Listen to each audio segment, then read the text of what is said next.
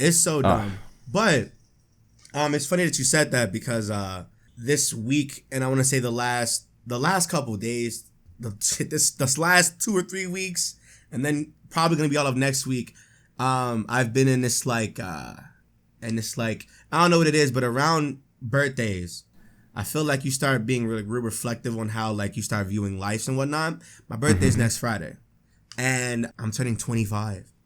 You old. Nice. You old as shit. I know. That's a quarter, dude. Next is fucking retirement home. And I I was sitting there, I was like, damn, bro, like I've been doing this content creation stuff since I was like, what, 16?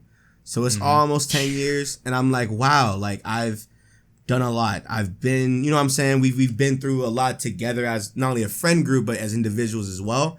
And I was like, damn, you know, now that all that stuff from like back then happened and it's past now, you know, turning 25, I'm pretty much in the same position that a lot of you all were when you all were like you about to be 25 as well, but I was just young. I was the baby of the group. So it's like, damn, now that I'm here and everybody seems to kind of just do their own thing now. We're not as a group as we used to be no more. It's like, how do I take the steering wheel and just do it? You know, like be the guy now, you know? So it's just the last couple of days I kind of just been like, man. And it's been like invoking like this, like, I don't want to say fear, but like this hesitation in myself a little bit. Where it's like, I don't want to like mess up where I feel like I've seen so many people succeed. Yeah, it's hard. I mean, for what it's worth, 25, old man Shady's going to tell you 25 is, you're fine. You're it's like, I mean, I just turned 30 last month, in June. And that was like a little bit of like a, whoa, you're 30, bro. Your knee hurts now. Like, that's how it happens. Yeah, dude. It's 2 days, dude. Exactly, So legit. So 2 days after I turned 30, it's like, wow, my knee sucks, and I've had a problem with it ever since. And it's just that's how it goes. Worried then, cause my knee been hurting. Wait till you get the gut that you just can't get rid of. No, that's coming. It's coming. I mean, I have a belly, but I know what you mean by the gut. The gut is like, it's the dad gut, man. It's the dad gut. I don't want that. Dad gut, bruh. But yeah, so like it's hard because you can get kind of caught up in your own thoughts. I feel like everyone can, not like you, but just everyone can. For sure. And I think you are aware enough of the pitfalls that other people have had. First of all, you're not talking to anyone who's, 12 years old, so you're fine. That's going to be a big save for you. No moral failure there.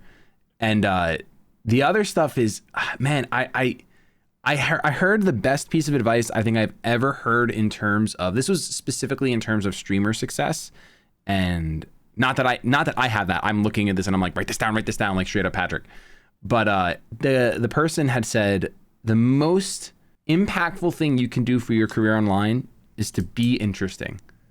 I was like, okay, what does that mean? Because like, I've lived in my four walls since 2014, right? Like, especially after everything went down and the group crumbled, because we were doing some stuff together, or we were going places, PAX conventions. There was at least like some sort of thing to speak about. But that's kind of like we were talking about before the podcast. You're like, when you don't have a topic to cover, it's kind of like same old, what's going on? It's like, well, if you're in the content creator space, you live in your four walls, you work a lot, and how can you become interesting if you're constantly in the same space doing the same thing?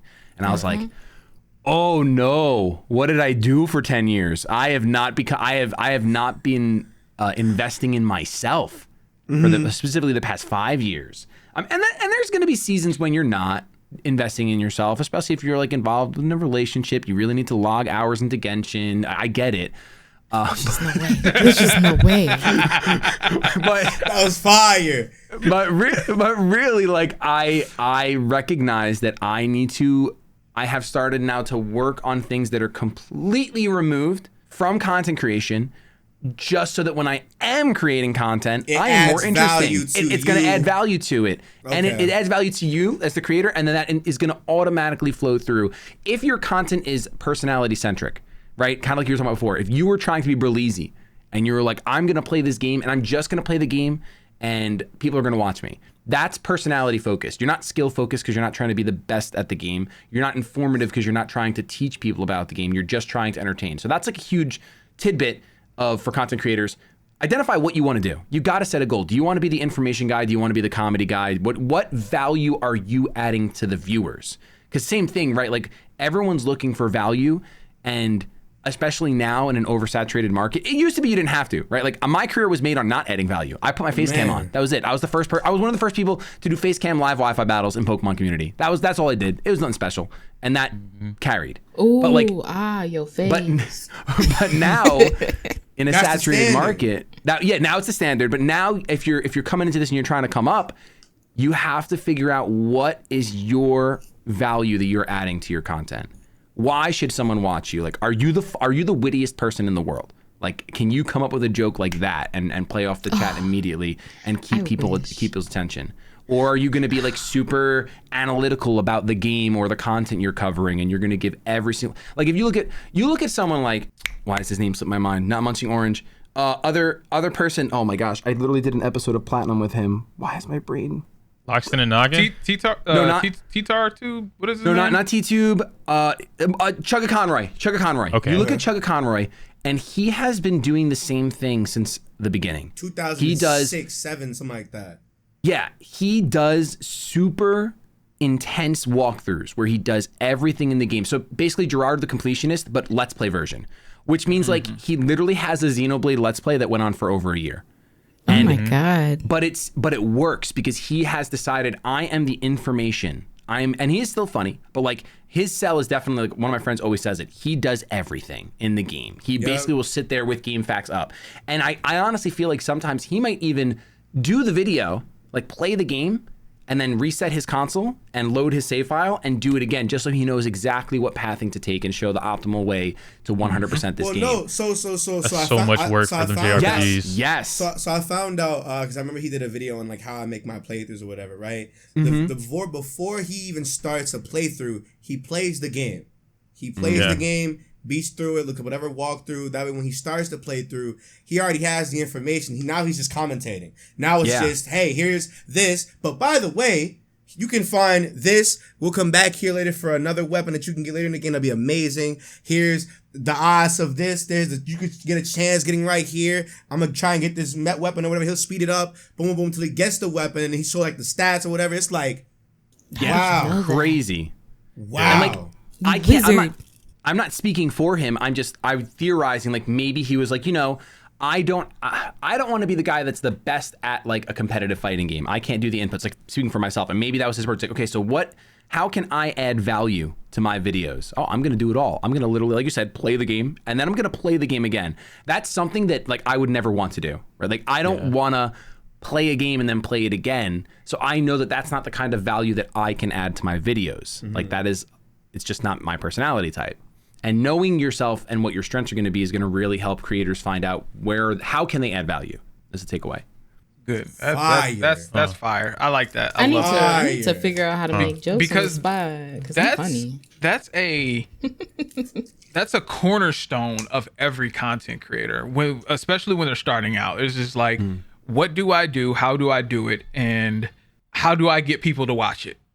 And finding yourself and what you're good at is it's actually the best thing to learn about yourself early. Because I know I'm very, very good at informational videos, but I think I'm also funny. I think I might be. I don't fucking know. But I think that's where most people, they drop off or they quit because they try everything and nothing works. So it's a shame, but I mean, that's the reality of the space that we're in though. I think the best thing about it is starting young and doing it. Because you kind of grow into like the content itself, like you grow into yourself, so therefore that transfers over into your content. Like for us, we were. I was a kid when I started, right? So I was able to like, if you go back to watch any other video, it's like, damn, you sound different. You don't even speak the same. You don't even look the same. Right? And it's like people can see that, and it's like when you start to grow into like who it is that you want to be or what your strengths are, you'll just start seeing results. But it's one of those things where now, like Sadie said, we're in an oversaturated market. Everybody of all ages are coming in, and they're expecting like these crazy results fast. Yeah. and it can happen, but it's like, yeah, it happens. What are the odds? You know, what are the odds that you, out of like billions of videos of being uploaded a day, is the one that's gonna pop off when you have to compete against music videos, parody videos, couple videos. You have to pranks, you have to have that. So like the odds are very slim. So it's like, it sucks. I feel like the fun died a long time ago.